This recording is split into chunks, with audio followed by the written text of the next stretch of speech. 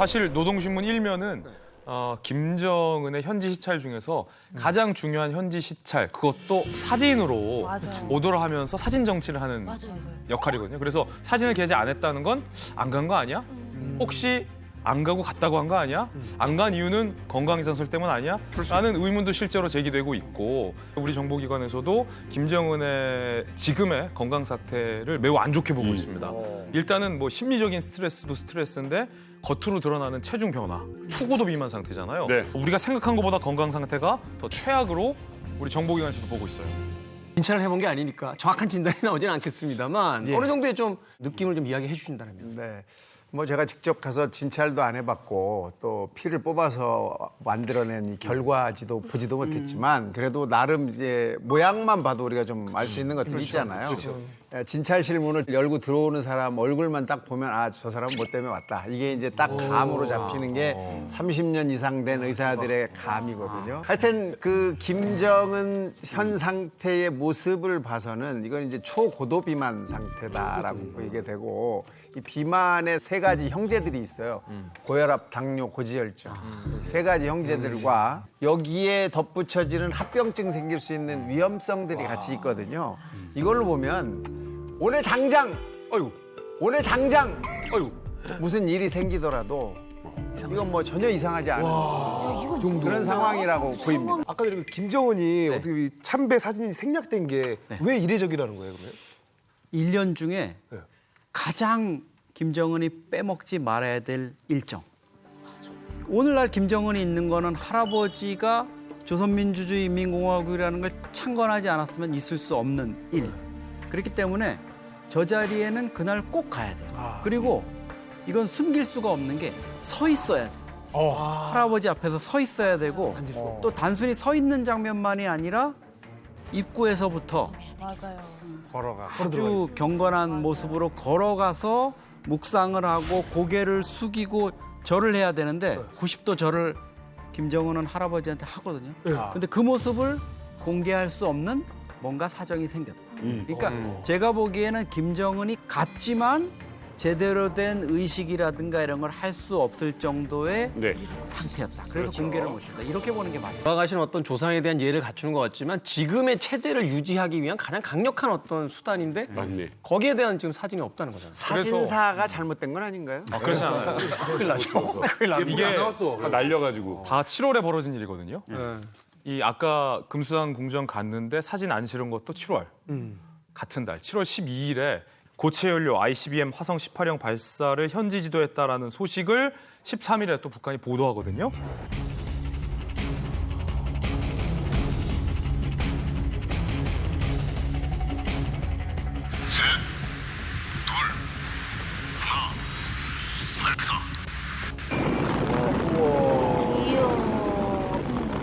한국공화국 적대시 정책의 수치스러운 패배를 절망 속에 자인하고 단념할 때까지 보다 강력한 군사적 공세를 연속적으로 취해 나갈 것이라고 재삼 확언하셨습니다.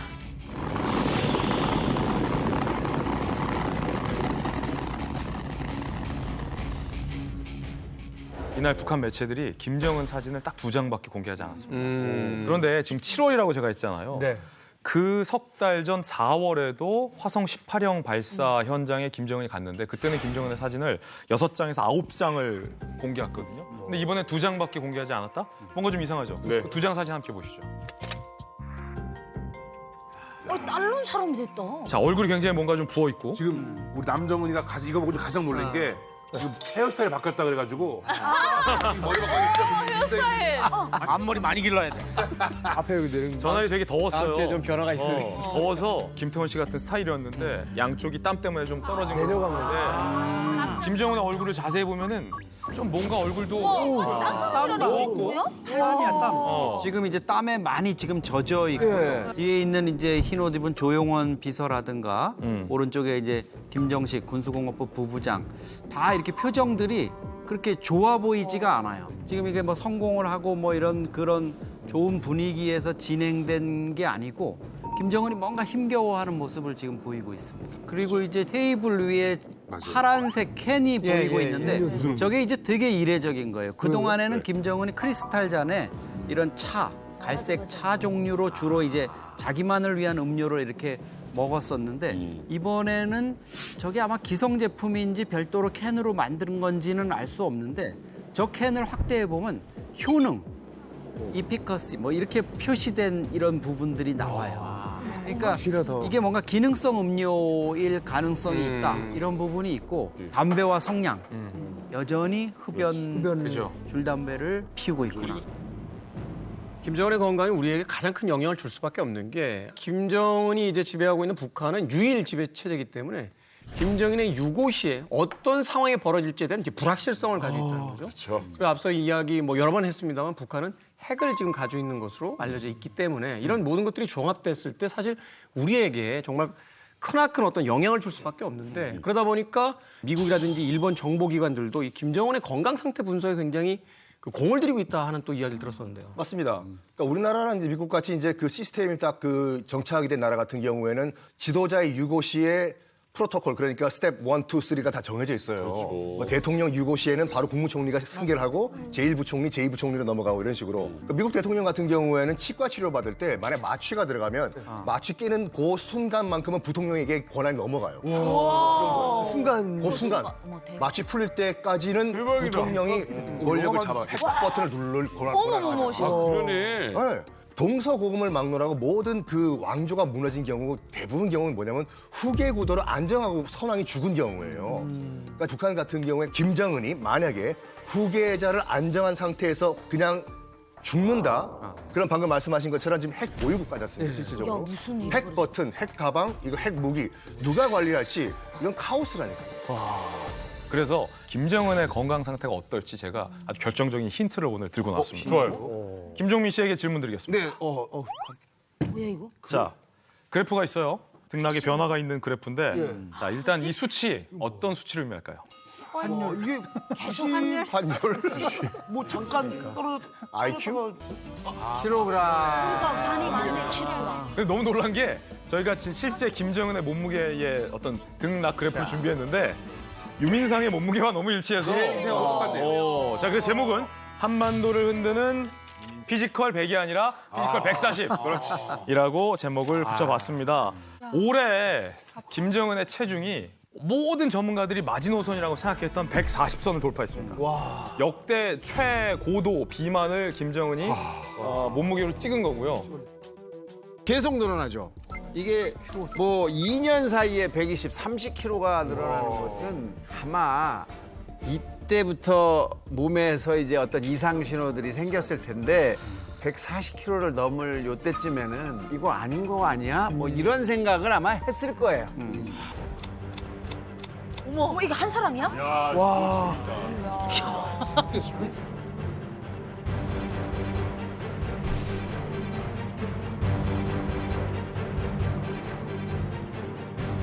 AI 분석 결과 약 140kg 중반으로 평가하고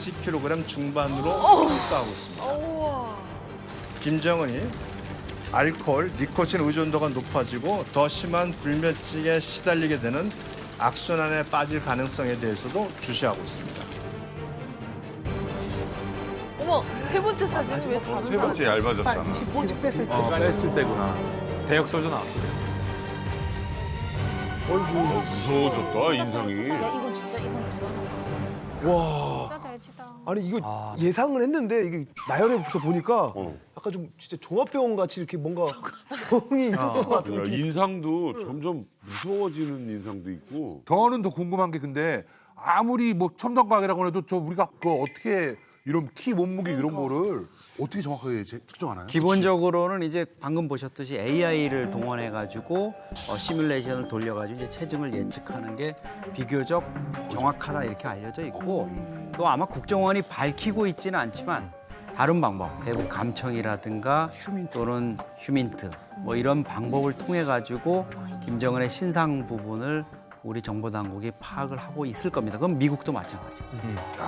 2018년에 우리가 판문점에서 도보다리 봤잖아요. 회동을 했잖아요. 실물을 그때 봤죠. 김정은의 실물을 우리 정보당국의 요원들이 실물을 본 거예요. 판문점 현장에서. 그래서 언론사 카메라뿐만 아니라 국정원의 영상 장비로 딱 요건에 맞춘 김정은의 실사 화면을 우리가 확보했잖아요. 정확한 키가 나와요. 그리고 정확한 키가 나오고 체중의 어떤 쉐입, 몸의 쉐입 변화를 이용해서 이제 체중을 읽어내는 거예요. 그래서 이게 딱 정확한 몸무게는 아닌데 매우 비교적 정확한 수치가 145가 나온 거예요.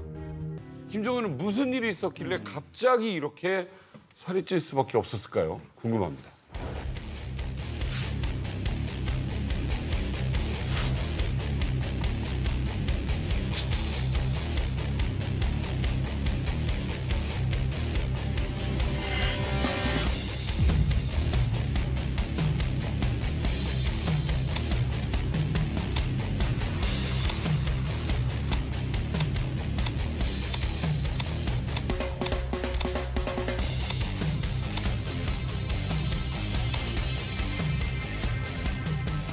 요때 한참 나왔거든요. 금방 올랐을 때. 젊었네. 젊었다. 90kg가 졌네. 거기가. 위대한 김일성 동지와 김정일 동지께 가장 숭고한 경의와 최대의 영광을 드립니다.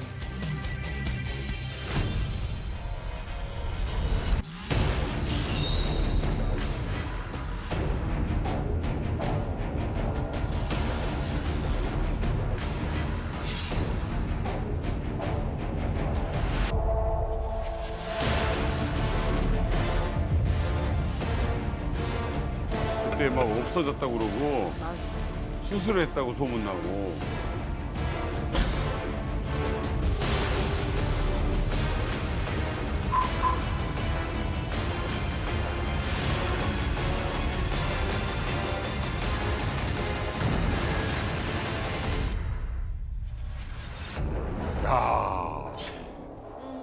몸무게는 자동차 같은 겁니다. 뭐예요, 그게? 자동차 같다. 어느 정도 시속이 붙기 시작하면은요, 한 100km 넘어가면서부터는 감각이 없어져요. 110, 120, 130. 어느 순간 카메라에 찍히는 겁니다. 쭉쭉 밟아져요. 쭉쭉 나갑니다. 아니 근데 어떻게 사람이 어떻게 2년 안에 저렇게 30kg나 뿔 수가 있어요? 처음에 김정은이 집권했을 때 90kg였습니다. 이 정도면 제도권이죠. 여기도 훨씬 애띄어 보이죠. 비만은 아니죠, 그래도. 네. 그런데 2년 뒤에 무려 30kg가 찝니다. 그래서 몸무게가 120이 됐는데 벌써 약간 몸매가 많이 다르죠. 얼굴 인상도 좀 달라지지 서 있는 것 않았어요? 자체가 좀 네. 자, 근데 120이 딱 되던 해에 김정은이 돌연 40일간 잠적을 합니다. 그때 2014년 9월이었죠. 사실 김정은한테는 9월, 10월이 마의 구간인데 9월 9일 북한 정권 수립일, 10월 10일 노동당 창건일. 이때는 어쨌든 모습을 드러내야 되기 때문에 이 기간을 피할 수가 없는 거예요. 근데 두 행사를 다 그때 걸렀기 때문에 야 이건 뭔가 정말 큰 탈이 난 거다. 김정은의 건강에 문제가 생겼거나 아니면 혹시나 권력을 뭐 다른 쪽에서 지금 장악해서 어떤 모종의 움직임이 있는 것 아니냐 이런 얘기까지도 나왔고 40여일간 잠적하고 나서 등장했는데 다리 통증을 호소하는 모습이에요. 그러니까 맞물려서 생각해 보면 40여일간 잠적했을 때는 건강 상태가 이거보다 더 안 좋았다는 얘기죠. 차라리 발을 쩔뚝이는 건 공개해도 됐다라고 판단한 거죠. 저 정확히 말하면 더 이상 공개 안 하고 질질 끌다가는 정말로 북한 내에 안 좋은 소문이 돌고 이건 체제까지 위협할 수 있다라는 판단을 했기 때문에 공개를 했던 건데 저게 북한이 저때 고심을 했다는 게 폼나게 다리를 짚고 이렇게 나가는 모습을 보여서 아마 김정은이 단지 아프다 이런 부분뿐만 아니라 인민을 위해서 헌신하는 지도자. 이렇게 다리를 절면서 현장을 돌아본다 이런 이미지 연출도 좀 노렸던 것 약간 어른 같은 느낌. 네. 아니 근데 뚱뚱이 패밀리 그 민석 씨는 누구 패밀리요? 뚱뚱이 패밀리예요. 예. 아니 갑자기 이 김정은이 체중이 늘은 거에 대해서 어떤 이유라고 좀 생각이 들어요? 권력이 얼마나 좋습니까? 그죠? 예. 맛있는 음식 있고 권력 있으면 다 먹을 수 있지. 그렇지. 부러워하시는 것 뚱뚱이들이 같은데. 사실 일반적으로 살게 되면 굉장히 불편한 게 많아요. 근데 그런 것도 없을 거 아니야. 창피한 것도 없고 누가 뭐라 그러면 누가 방금 나 때문에 내가 저렇게 아이고 배가 부딪혀서 웃었어. 어머. 웃었어? 가는 거야. 나는 지금은 뭐 엘리베이터 타는데 나 때문에 삑 하면 나를 쳐다봐. 쳐다봤어? 나가. 눈치 안 봐. 삐 하면 다른 사람들이 저희가 내리겠습니다 하고 다 내릴 거 아니야. 옷도 저도 이제 뭐 스타일리스트 구하느라 너무 힘든데 거기는 뭐 맞는 게 없었습니다. 네. 맞는 게 없었어. 맞는 게 하나 있을 것이야 하면서 나가면 이제 뭐 맞는 거지 나가서 이제. 불편함이 없으니까. 북한 김정은 어쨌든 뭐 누구도 뭐라고 안 하는 거 아니야 잔소리. 그렇지. 이 김정은한테는 아무도 뭐라고 못하디. 내래 북에서는 왕이거든. 우리 할아버지 때부터 쭉 그래봤어. 그렇죠. 이게 지금 김정은 같은 경우는 외모만 닮아가는 것이 아니라 지병도 닮아가고 있다. 그러니까. 어떤 이야기일까요?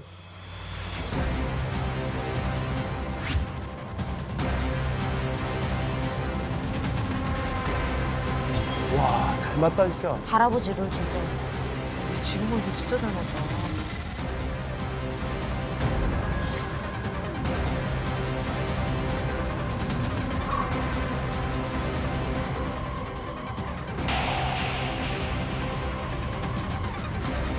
어머, 저것도 닮았어?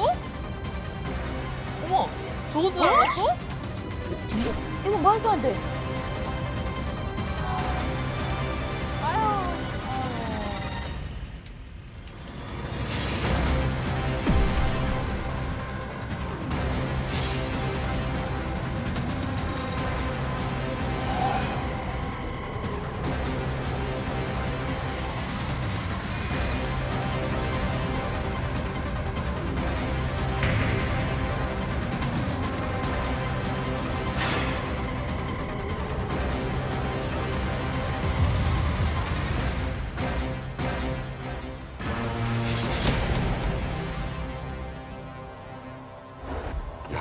아니 사실 이 외모뿐만이 아니라 진짜 병까지 어떻게 보면은 3대 평행이론 같이 이렇게 되네요. 이게 이제 김정은 입장에서 김일성 할아버지 또 이제 김정일 자기 이제 아버지와 이제 같은 지병을 이제 앓을 수 있다. 이게 사실은 앓는 것도 앓는 거지만 앓을 수 있다라는 게 사람을 굉장히 공포스럽게 만드는 거예요. 맞네. 계속 스트레스를 받게 만들고 내가 언제 쓰러질지 모른다 이런 생각을 가지게 되는데 그래서 지금부터 김정은의 레드 시그널 그 하나하나를 이제 부위별로 좀 천천히 이제 파헤쳐 보면서 이야기를 좀 해봤으면 합니다.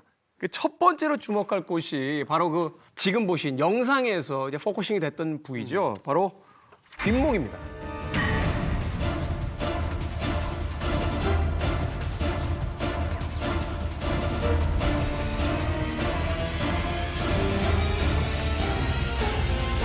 사진 한번 보시면은 여러 김정은의 사진이나 영상에서 이 뒷목 부분이 톡 튀어나온 거가 확인되거든요. 자, 이렇게 보시죠. 반창고로 붙였어요. 네. 이게 뒷목의 혹 그러면 할아버지 김일성의 혹이 제일 먼저 생각되잖아요. 네. 근데 실제로 2021년 7월에 이어서 2022년 1월에도 이렇게 김정은의 뒷목 부분에 테이프 흔적으로 보이는 하얀 자국 내지는 뭐 무언가가 붙어 있는 이런 사진이 관측이 됐거든요. 전문가들은 이 종기나 지방종 같은 거를 제거하는 시술을 하고 그 피부 보호하기 위해서 상처 아물게 하라고 붙여놓은 반창고 아니냐라는 분석도 내놓고 있거든요. 그런데 이 뒷목 부위가 할아버지 김일성 주석의 혹이 있었던 부위와 굉장히 인접해 있다라는 관측도 나오고 있습니다. 그래서 혹시 김정은도 할아버지처럼 이 뒷목 쪽에 지방종 내지 혹이 생긴 거 아니냐라는 뭐 가능성도 제기되고 있는 거죠. 근데 혹시 살이 많이 찌면 이렇게 좁히잖아요. 아, 글쎄, 뒤쪽에. 그래 보이는데. 그런 건 아닐까요? 그러니까 저도 지금 깜짝 놀란 게 저랑 걔랑 둘이 똑같이 이렇게 만졌어요. 저기가 지금 저희가 좁히는. 조금씩은 저렇게 있거든요. 오. 조금 저 단순하게 살이 쪘거나 그냥 뭐 아니면 단순한 혹이 밖으로 나온 거 정도는 크게 건강에 상관없지 않을. 그러니까 나도 남정은 뒤에서 보면은 약간 그 있어요. 벨루가 입 벨리가 이렇게 벨리가 생기죠. 벨루가 입 있잖아요. 목베개 그래. 개인기 했었거든요. 네, 저희끼리 뭐 뒤에 햄버거 있다 뭐 이런 얘기도 하고. 네. 귀여워. 네? 귀여워. 안 좋다는데요. 귀여워할 게 아닌데 이게. 되게 폭신폭신할 것 같아요. 선생님 이거 괜찮은 겁니까? 네, 어렵죠. 지금 뭐 본인들은 뭐 귀엽다, 뭐 좋다, 폭신폭신하다 뭐 이런 이야기를 하고 계신데 이제 거의 이 뒤에 쌓이는 거는 다 지방이죠, 지방. 근데 이제 그 지방이 일반적으로 쌓이는 것 같이 이렇게 넓게 이렇게 쌓이면은 큰 문제가 안 돼요. 근데 한 부분에 직접적으로 그 지방만 모이게 되는 그런 걸 우리가 지방종이라고 하는데 지방종. 그 지방종은 지방을 계속 만들어요. 그러니까 그 지방이 계속 커집니다. 그래서 어마어마하게 커질 수도 있어요. 그런데 사실은 그냥 지방 덩어리니까 몸엔 해가 없죠. 네. 악성이 아닌 양성 종양이다. 그래서 이건 뭐 달고 살아도 별 문제가 되지 않을 수 있어요. 그런데 이걸 만들어내는 이 지방종이 생기면 가끔 이 밖으로 구멍이 뚫려 있는 경우가 있어요. 그래서 이렇게 꾹 누르면 이렇게 지방이 나오는. 네. 있어요. 여드름 그런 경우가 많이 있어요. 그게 지방이 나오는 계속 그 부분에 계속 생기기 때문에 그 구멍 속으로 염증이 생기면 그 안쪽으로도 다 염증이 생기잖아요. 감염되는 거네요. 감염되는 거죠. 그래서 아마 여기도 염증이 생기면서 그렇게 안쪽으로도 염증이 생겨서 그걸 이렇게 좀 어떻게 좀 정리하고 거기다가 상처를 해결하기 위해서 붙여놓은 것이 아니었나 뭐 이런 생각도 해볼 수가 있습니다. 아니 근데 원진 박사님, 김일성이 혹이 있었잖아요. 네. 그리고 김일성 시대만 해도 그래도 뭐 프랑스에 있는 뭐 의사들 많이 불러왔을 텐데 떼어내면 되잖아요. 네, 할 수 있죠. 떼어낼 수 있어요. 왜안 아주 떼요? 간단히 할 수 있어요. 왜 안 떼었어요? 한번 생각해 보세요. 내가 지금 그 한 나라의 제일 큰 왕이야. 절대 권력자인데 여기 수술하려면 전신 마취를 해야 되는데 그렇죠. 전신 마취가 딱 된 순간 누군가가 나를 위해한다거나 그 수술 받겠어요? 그리고 이게 목숨과 지장이 없다는데 이걸 떼내느라고 내가 그 위험을 감수해야 되느냐. 두 번째, 마취라는 것은 아무리 발전을 해도 못 일어날 수 있는 거예요. 확률이 있다. 네. 못 깨어날 수 있는 확률이 있는 거거든요. 그러면 그걸 무릅쓰고 이거 목숨과 관계없는 이걸 떼내느라고 내가 거기다 그 위험에 베팅을 해? 안 하죠. 지금 사실 이제 영상으로 보시면은 저 혹이 상당히 이제 보기 흉하게 이렇게 네. 너무 커요. 김일성 같은 경우에는 저게 이제 되게 컴플렉스였어요. 그래서 북한 관영 매체는 당연히 저걸 정면에서 저 면에서 찍을 수는 없고 지금 아마 영상은 헝가리나 뭐 이런 동구권의 지도자가 오랜만에 갔을 때 그 기자들이 동구권의 기자들이 그냥 모르고 찍어서 내보내가지고 이제 공개가 된 거죠. 저거 혹 있는 거 북한 주민들은 알아요? 몰라요. 모른다고요? 알지 않을까? 아니요, 저는 북한에서 20년 살면서 김일성이 혹이 있다는 얘기를 탈북하고서야 알게 됐고 북한에서는 이게 혹이 없는 부분만 계속 보여지니까 신 같은 사람한테 저렇게 흉물스러운 혹이 있다는 거는 상상을 못했던 것 같아요. 자, 어쨌든 이게 지금 보면은 김정은 아프다는 거는 아버지, 할아버지서부터 이렇게 왔던 질병들이 뭔가 이어지는 느낌이에요. 맞습니다. 그래서 제가 이 김정은의 가족력을 더 찾아보자 오랜만에 신문 부시는 남자 신부람을 한번 가져봤습니다. 오랜만이다. 오랜만입니다 이게 진짜. 신문 자체를 오랜만에 보네요. 네. 뭐야? 아 이게 바로 우리 동아일보에서 발행된 2011년 후예입니다. 2011년 12월 19일 날 바로 이 후예인데 여기 보시면은 이 김씨 일가의 가족력이 드러납니다.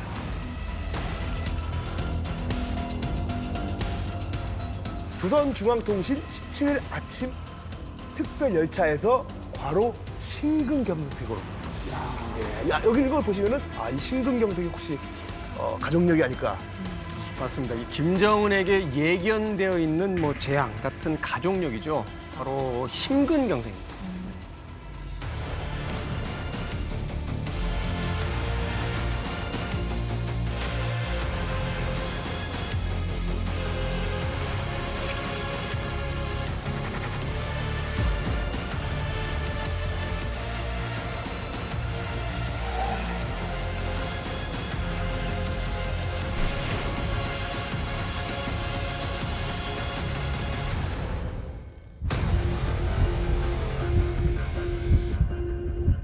자, 심근경색이라는 거는 이제 심장에 이 혈액과 영양을 공급하는 이 동맥이 있어요. 이렇게 동맥이.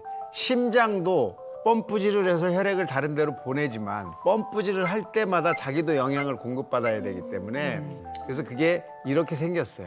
왕관을 쓰고 있는 것 같은 동맥이다. 그래서 관상동맥. 그래서 왕관이라고 해서 관상. 왕이 될 상이구만. 그래서 이 관상동맥의 한쪽이 막히면 이제 근육에 가지 않기 때문에 그 근육이 금방 일을 못해요. 네. 그러면 심장이 펌프질을 못하는 거죠. 네. 그러면 심장이 쓴 거고 우린 죽어야 되는 거죠. 여기서 우리가 이 동아일보 호에 그 사망 원인에 대한 기사를 좀 더 자세히 살펴보면 조선중앙통신 보도 내용이 인용되거든요.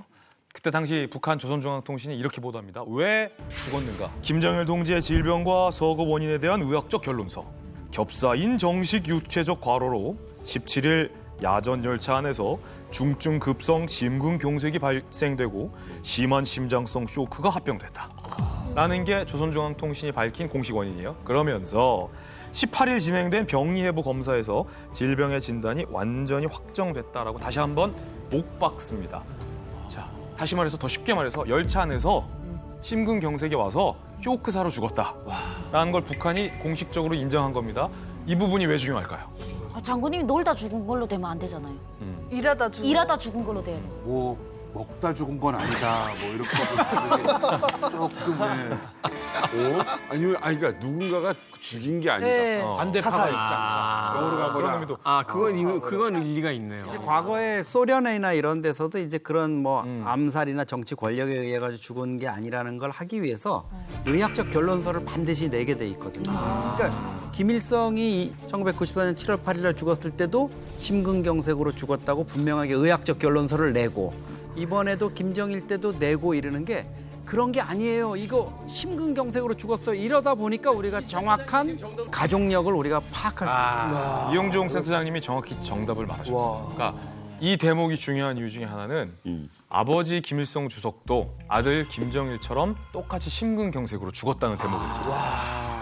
이 김일성, 김정일에 이어지는 가계 질병, 가족력이 김정은에게도 심장 쪽이 좀 안 좋은 거 아니냐라는 얘기가 나오는 거죠. 심근경색이라는 게 때로는 이제 급성으로 오지 않습니까? 네. 그런데 그게 언제 올지는 아무도 예상을 못해요. 우리가 볼 때는 그냥 너무나 건강한 사람인데 어느 날 딱 보니까 쓰러졌대. 이런 얘기를 듣는 거란 말이죠. 근데 김정은도 자기 손대가 할아버지도 그렇고 아버지도 그렇고 했다면 자기도 위험성이 높은 거 아니겠습니까? 그러니까 스트레스 많이 받을 거예요, 그 부분에 대해서. 아니 근데 심근경색이 이게 원래 가족력하고 좀 연관이 좀 있는 건가요? 그럼요. 우리가 이제 가족력이다 얘기를 하면 유전도 그 안에 포함이 되기도 하지만 사실 유전과는 좀 다르게 가족끼리 같이 하는 행동, 같이 하는 식습관, 같이 하는 운동 습관 이런 걸 다 묶어서 가족력이라고 합니다. 엄마 아빠 야식 먹을 때 자녀들 안 먹는 거 아니잖아요. 같이 먹잖아요. 그럼요. 운동하는 것도 다 배우고 생활 습관을 다 배우잖아요. 그래서 그걸 우리가 가족력이라고 하는데 이게 당연히 김일성, 김정일, 김정은은 다 똑같은 형태의 생활 습관을 가지고 있고 지금 김정은은 더하죠. 누가 자기를 죽일지 모르는 아주 공포감에 살고 있고 그렇죠. 그다음에 그걸 잊기 위한 술과 그다음에 담배를 떼지 못하고 있고 이런 것들을 볼 때는 혈관에 정상적으로 깨끗할 수가 없는 거죠. 이 밖에도 김일성 같은 경우는 심장 혈관 관련 질병 외에도 또 그 동맥경화증으로 고생을 했다고 합니다. 그래서 북한의 치료 기술을 믿을 수가 없었는지 프랑스로부터 의사를 초청을 해가지고요. 심지어 심장 박동기 수술까지 받았다는 그런 설이 있어요. 여기서 궁금한 점이 이제 프랑스를 선호했어요. 김일성도 그렇고 김정일도 그렇고 프랑스에서 의사를 데려왔는데 왜 프랑스였을까? 이유는 굉장히 간단해요. 유럽에 있는 국가 가운데서 유일하게 미국 눈치 안 보는 나라가 프랑스였어요. 그래서 이제 그 프랑스 의사들 많이 북한에 들어가가지고 김일성, 김정일 부자의 심장 치료를 했는데 그 의사들을 상대로 한 특집 기사가 있었습니다. 제목이 김정일의 베갯머리를 지킨 프랑스의 의사들이라는 특집 보도가 있었는데 그 내용을 보면 1991년 11월에 이제 김일성이 심장 발작이 한번 왔대요. 그럼 당연히 프랑스에서도 의사를 데려왔겠죠. 그런 다음에 스위스 주재 북한 외교관을 통해 가지고 이 수술에 필요한 심장 박동기를 외교 행랑에 넣어서 형량을 갖고 간 거예요. 몇 개 갖고 왔을까요? 퀴즈. 한두 개. 3개. 3개? 좀 더 써. 10개. 10개 더 써요. 10개보다 더 써. 10개? 50개? 받고 20개 더. 바꿔 20개 더? 더 써. 이게 왜 그렇게 많이 350개를. 너무 이렇게 많이 350개를. 너무 많이 가져. 심장 김일성 혼자 박동기. 쓰겠다고? 왜 이게 뭔 얘기예요? 사실 뭐라 그럴까 참 어떻게 보면 굉장히 끔찍한 얘기인데 인간을 모르모트 실험을 한 거예요. 뭐야 이거는? 당시 이제 그 수술에 참여했던 프랑스 의사들의 증언에 따르면 이런 말을 했습니다.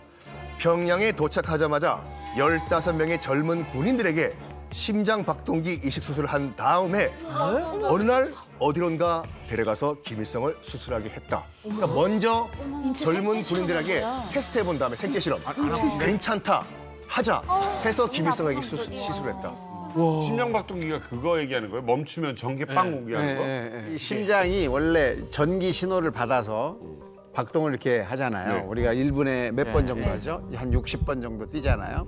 근데 이 타이밍을 딱딱 맞춰줘야 되는데 이게 엇박자가 나거나 부정맥 그렇죠. 안 나올 때가 있어요. 근데 그런 경우가 많아지면 심장이 서요. 네. 그러니까 이걸 그렇게 신호가 없을 때는 적당한 수준으로 계속 전기 신호를 만들어주는 걸 심장 박동기라고 합니다. 심장이 멀쩡히 뛰는 애한테 이걸 해서 얘가 자극을 줬을 때 심장이 어떻게 뛰는지를 아마 봤겠죠. 그렇죠. 그래서 이게 제대로 신호가 가는지를 아마 확인하지 않았을까. 절대 권력이 가진 어떤 할 수 있을 것 같아. 동전의 뒷면 같은 공포죠. 쉽게 해서 치과에 가서 치료 하나를 제대로 마음 편하게 받겠냐고. 여기다 벌써 마취 주사 들어가는 순간. 그렇죠? 마취 주사뿐만이 아니라 하다못해 영양제 주사를 하나를 맞을 때라도 얼마나 불안한 삶을 살아. 이거를 맞을 수 있겠냐고 사실은. 그 안에 뭐가 들었는지 어떻게 알아요? 그러니까 사실은. 그런데 여기서 한 가지 더 주목해 봐야 될 게 있습니다. 아까 이제 종민 씨가 굉장히 진귀한 동아일보 호해본을 들고 오셨잖아요. 동아일보 호해 기사의 분석에 따르면 김 위원장의 건강 이상이 처음 포착된 것은 2008년 9월 9일 북한 정권 수립 60주년 행사의 모습을 드러내지 않으면서부터다. 근데 그 이후에 밝혀진 바에 따르면 실제로 김정일이 사망 전에 2차례나 이것 때문에 쓰러진 적이 있는 것이 밝혀졌습니다. 그리고 이것 때문에 쓰러지고 나와서 김정일의 외향적인 모습이 확 바뀌었어요. 자, 그럼 살이 쫙 빠져. 이것은 무엇일까? 당시 김정일에게는 어떤 일이 벌어졌을까?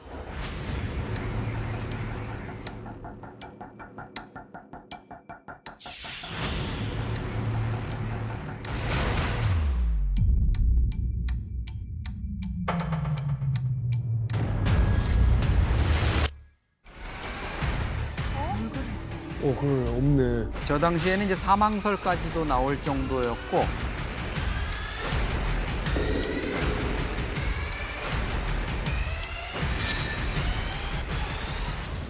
우리 당과 우리 인민의 위대한 용도자 김정일 동지께서는 인민군 장병들과 함께 조선인민군 만경봉 팀과 제비팀 간의 축구 경기를 관람하셨습니다. 80일 만에 나타난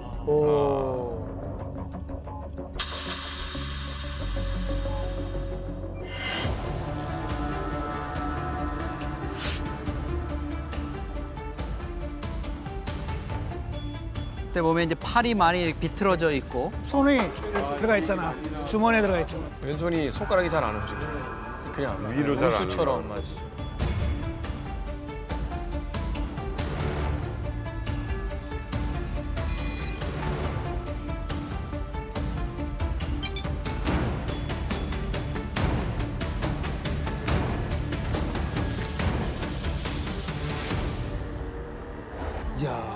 자, 여기서 바로 이 김정은이 반드시 피하고 싶은 또 하나의 가족력이 나옵니다. 바로 뇌졸중입니다.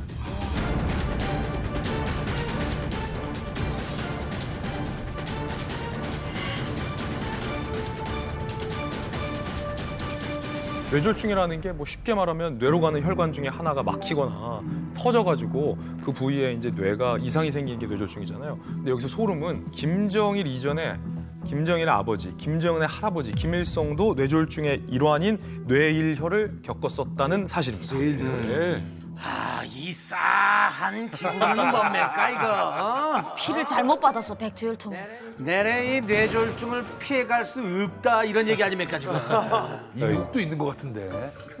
이미 다시 시작되는 그러니까 거지. 이게 가족력으로 올 수 있다는 거잖아요. 네. 근데 지금 말씀하시는 이제 심장에 있는 심혈관 질환과 뇌혈관 질환이 같은 병이에요. 근데 지금은 이제 의학적으로 심뇌혈관 질환이라고 한 번에 묶어서 얘기합니다. 연동이 돼. 그러니까 지금 이 가족력은 뭐 절대 피해갈 수 없는 100% 심뇌혈관 질환의 위험성이 높은 거죠.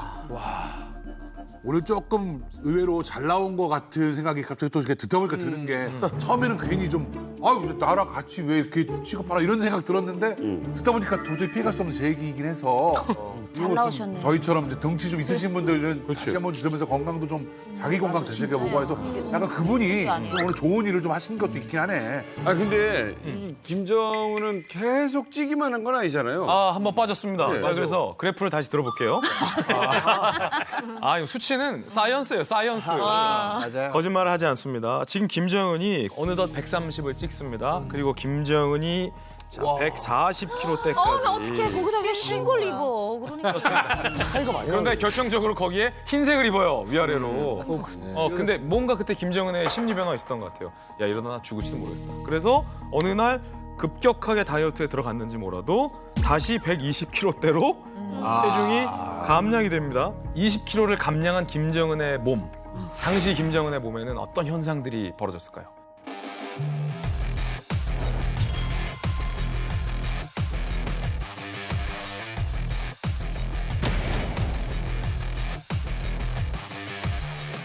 최고 몸무게. 목이 안 보여.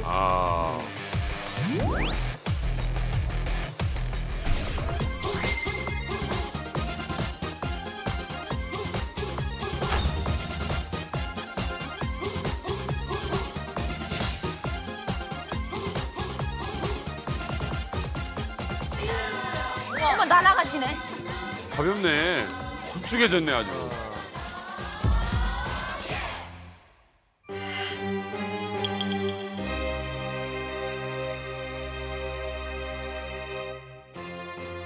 근데 왜 이래? 이때는 몸이 안 좋아 보여요. 확실히. 다 흘러내렸는데. 흘러내렸어.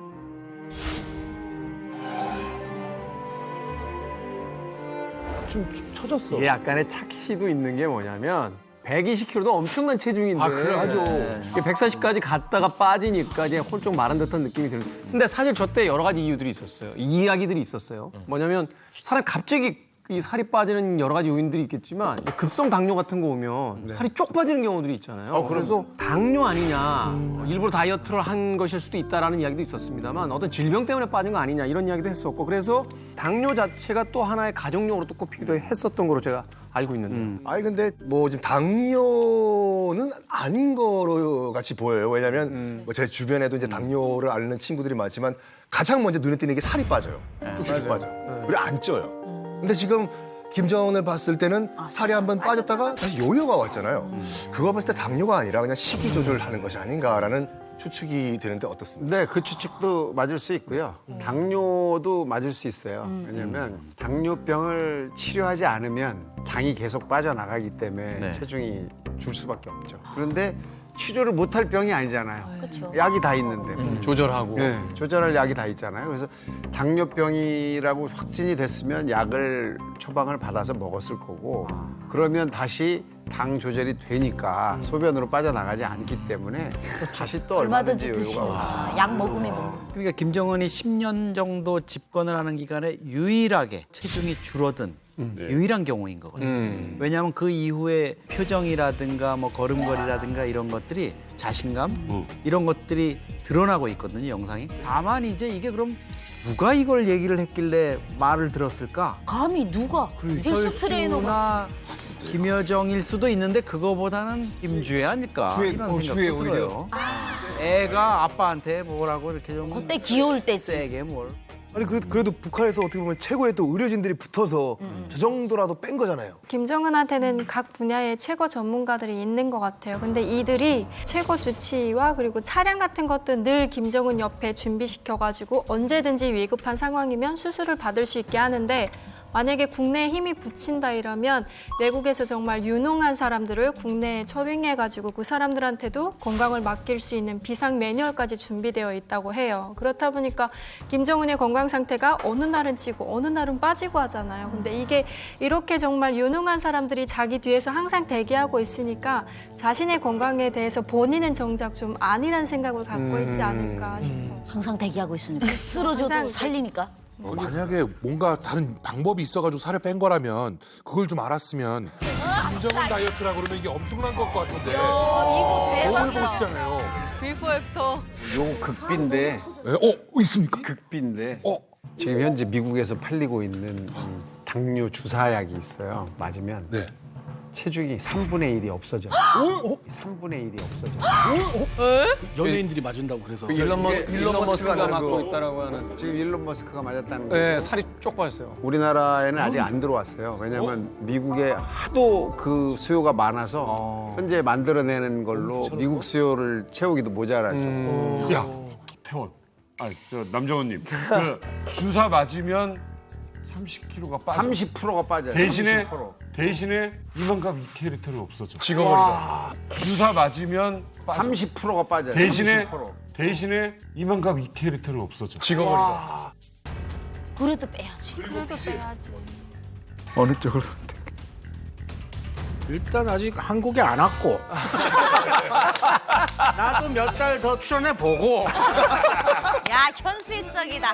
그 뒤에 선택을 하는 게 낫지 않을까. 어떡해요. 예. 길을 올려놓고. 자, 어찌됐건 김정은은 그래도 북한에서 최상위 권력으로서 자기의 전용 주치들이 다 있단 말이에요. 그럼 그 가족력이라는 걸 이미 알고 있으니까 이걸 극복하기 위해서 뭔가 관리법이라든지 방법을 자꾸 찾으려고 하지 않을까요? 김정은의 특급 건강관리 비법 저희가 또 알아봤습니다. 자, 김씨 일가만에 해본 적 없는 100세 프로젝트.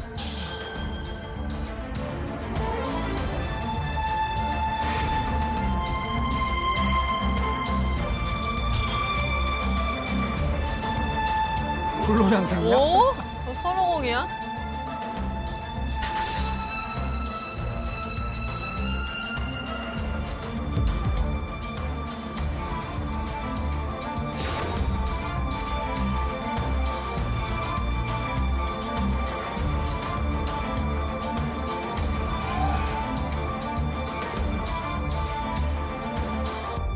자, 채소 온실 농장입니다.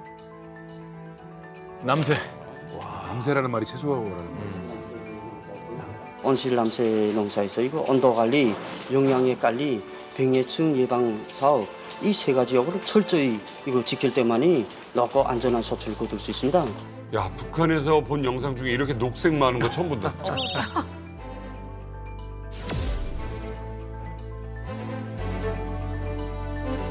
저희 때는 1호 과일이 배송되는 라인이 있어요. 이제 다 김 부자한테 납품되는 과일들 나무를 심을 때 나무 밑에 꿀이랑 설탕 같은 거를 같이 묻어서 키우면 그 당분이 엄청나게 더 올라간대요. 당도가. 당도를.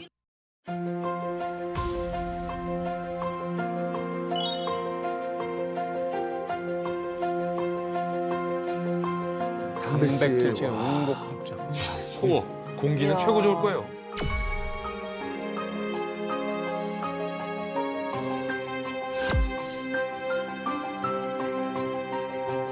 뭐야? 염소. 천연염물. 그러네. 천연염을. 우와.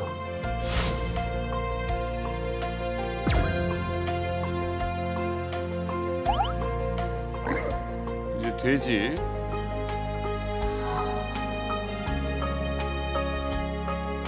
깨끗하다.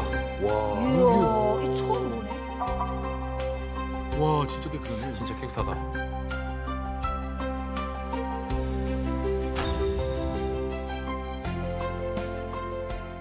이게 사실 뭐 우리나라 시설이라고 그러면 그냥 그런가 보다라고 할 텐데 이게 북한 시설이라고 하니까 굉장히 좀 깨끗하고 뭔가 진짜 북한 시설 같지 않은 그런 부분들이 있네요. 우리나라 시설보다 더 좋은 것 같지 않아요?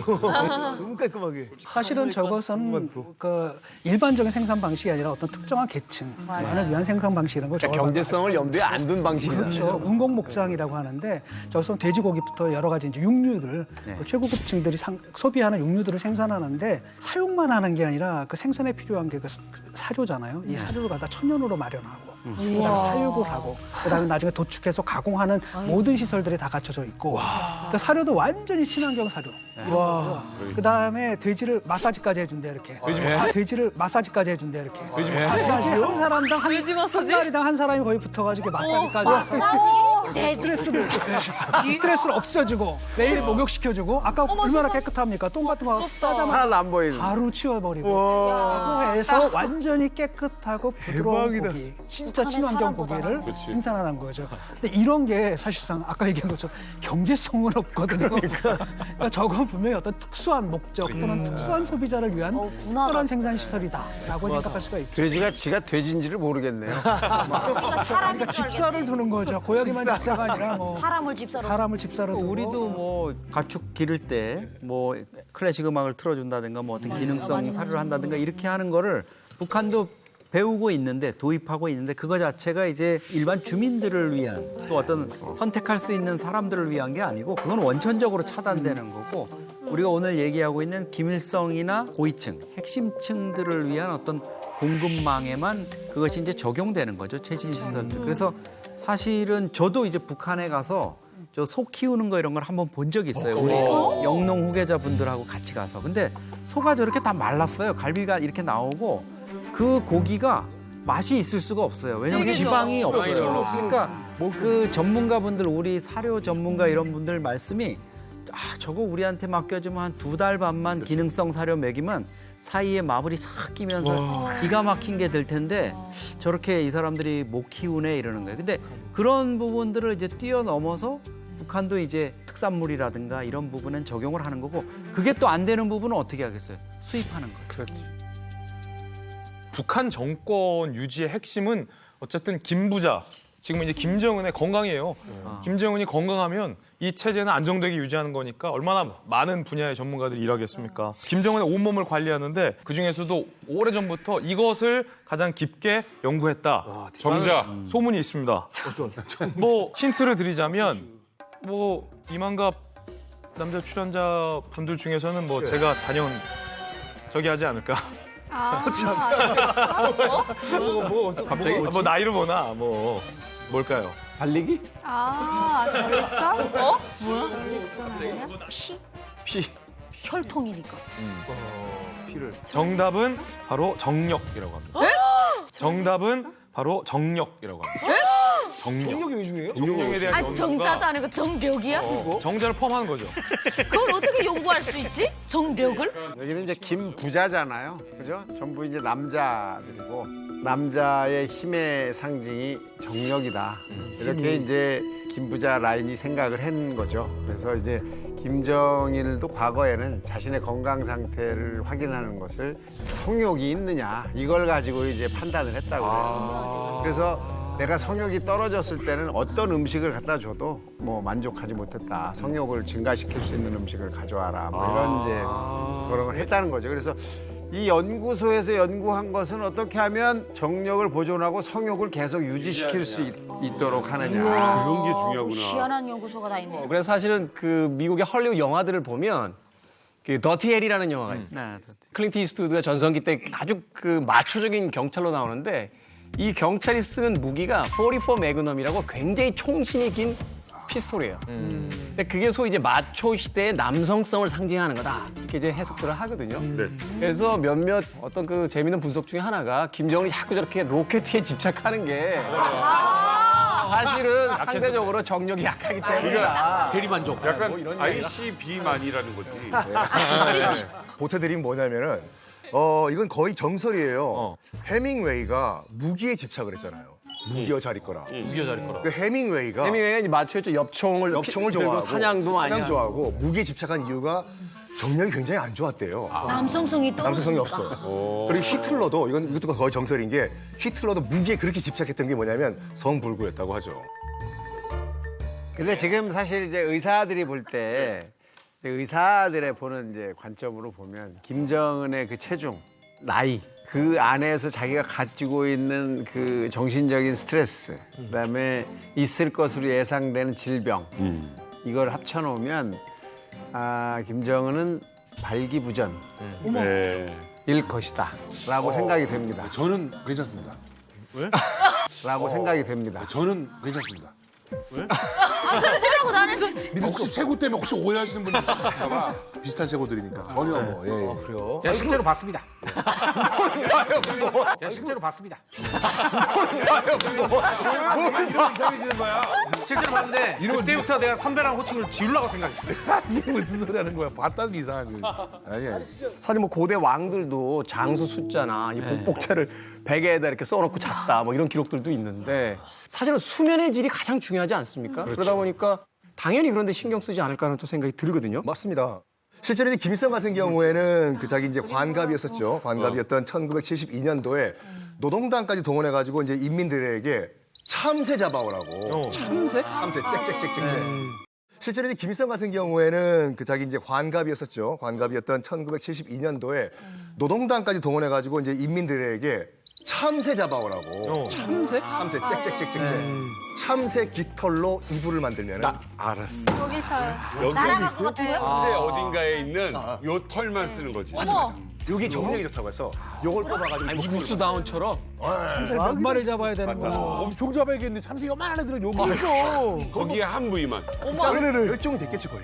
그 정력이 올라간다고? 미신인데 이거는? 미신 같은 거죠. 그래도 이 어떻게 보면 이 만수무강 연구소 때문인지도 모르겠지만 어떻게 보면 김일성이 그래도 꽤 좀 오래 장수한 편 아닌가요? 김일성 같은 경우는 오래 살았어요. 82세. 1912년에 태어나서 94년까지 살았으니까 오래 산 거거든요. 그만큼 이제 관리도 했고 여러 가지 뭐 질병이나 이런 게 있었지만 상당히 건강한 체질이었어요.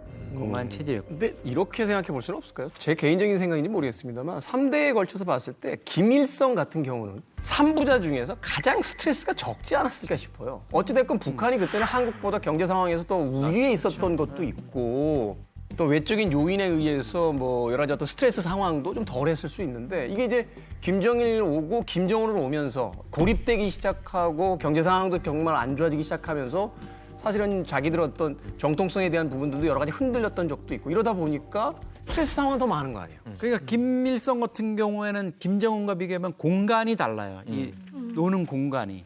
뭐 루마니아니 뭐 어디 동남아도 다니고 뭐 그 외교 활동을 하여간 많이 이렇게 활발하게 중소는 뭐 그냥 수시로 드나들었고. 근데 김정은 같은 경우에는 지금 코로나 이후에 어디에도 지금 못 가고 있잖아요.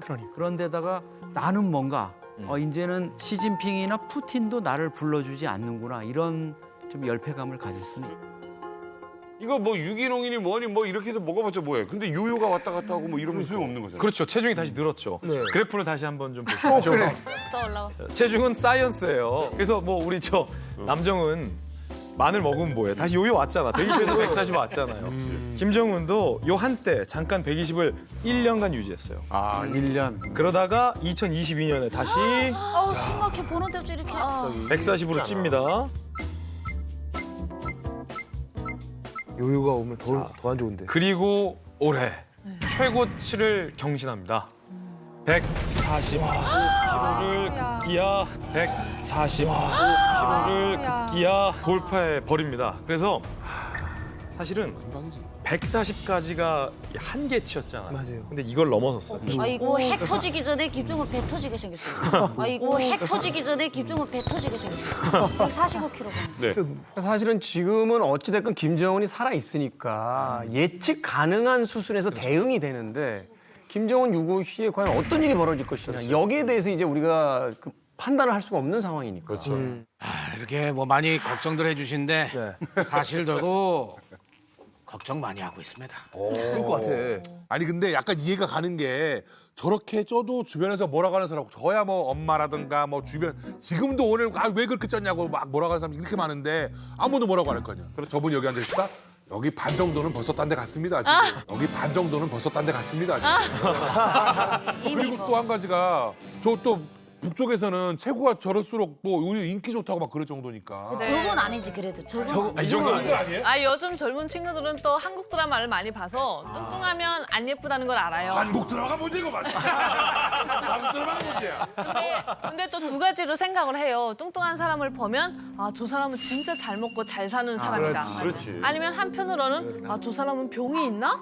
어디가 아픈 사람이구나 이렇게 생각을 하는데 김정은 같은 경우는 좀 별개인 게 과거 김일성부터 김부자가 다 체격이 좋았잖아요. 그래서 북한에서는 교육할 때 그들은 위인이고 신이다 라고 교육을 하니까 아 우리가 생각할 때 옛날 영화 봐도 장수들은 다 풍채가 좋잖아요. 하늘이 내신 신이고 장수이기 때문에 저게 풍채가 좋구나. 이렇게 생각을 하고 또 특히 김정은이나 김정일 같은 경우는 맨날 TV로 밖에서 죄기밥에 쪽잠 자면서 인민들을 위해서 고생한다. 한데 뚱뚱하니까 부으셨구나. 한데 뚱뚱하니까 부으셨구나. 잘못 드셔서. 고생해갖고. 뭐 스위스 에멘탈 치즈 좋아해서 저렇게 뚱뚱해진 줄 사람들 모르는 거죠.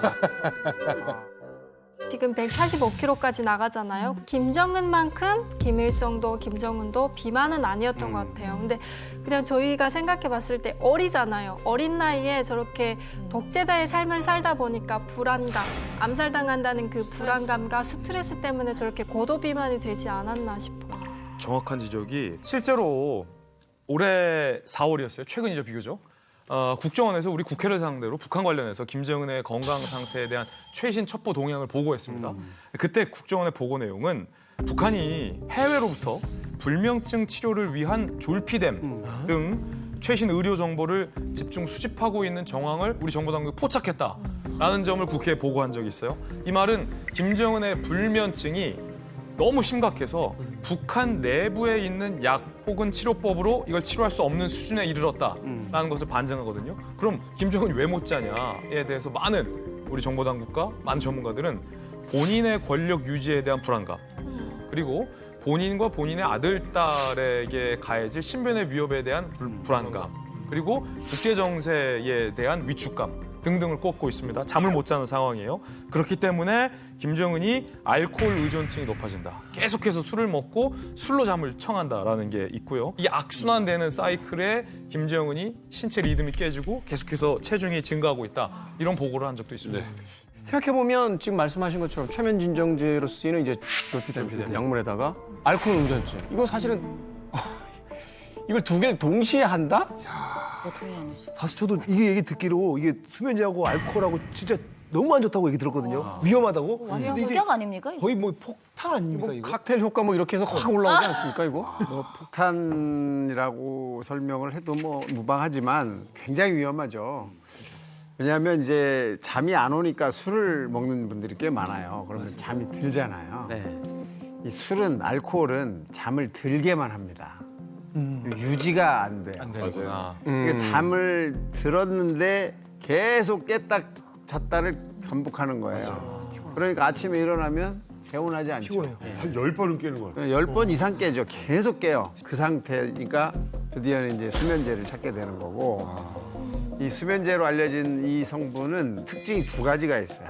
아주 중요한 특징이 두 가지인데 하나는 용량을 아무리 높여도 효과는 항상 똑같다는 거예요.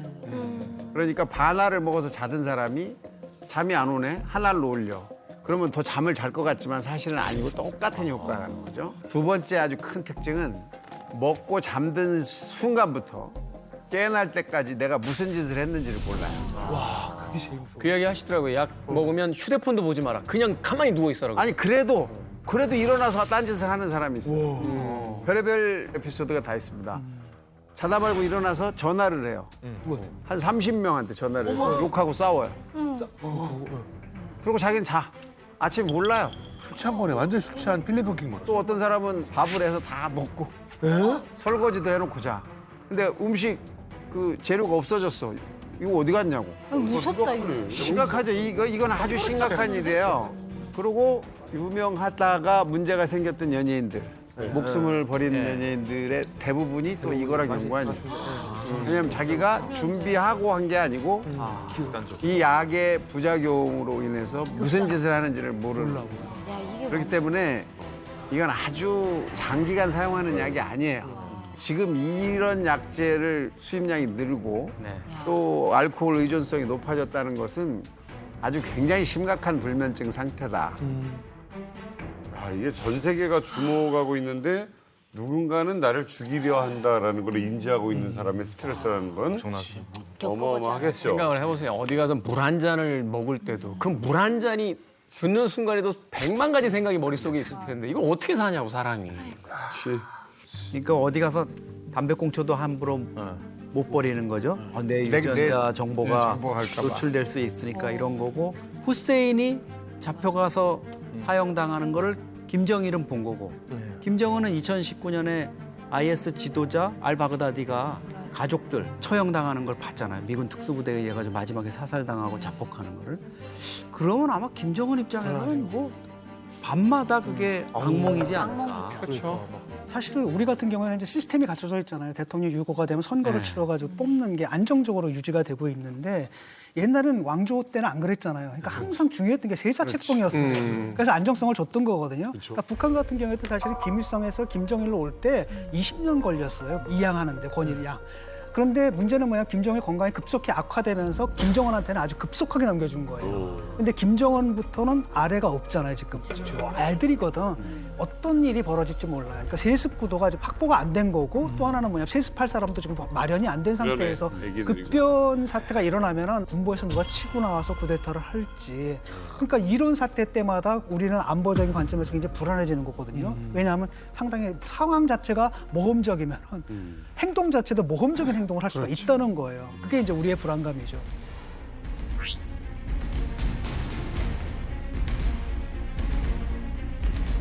다 전체적으로 듣다 보니까 진짜 이게 언제 어떻게 갑자기 저 세상으로 갈지도 모르겠다는 생각이 들거든요.